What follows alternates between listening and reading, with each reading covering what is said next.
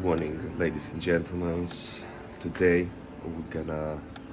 we saw another video of another driver when the nighttime flipped over in Nebraska with some cows, guys. This is showing again like you never can be careless on this job because any moment, anything you need to count everything, the weight and stuff like that to figure out what is the best thing to do. Because if you saw that cows flipped over out from the trailer, the problem with that dude was he put the cows on the top of the trailer and the bottom was empty with cows, right?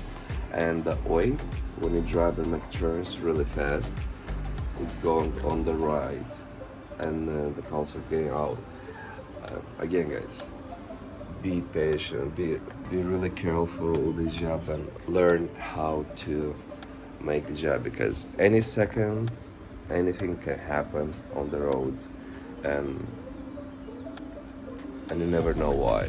But the best what you can do to be ready for that and learn your job, to know what to do, when to do, and how to do. This will save lives, time, and insurance claims. Wish you a good days, guys. Subscribe.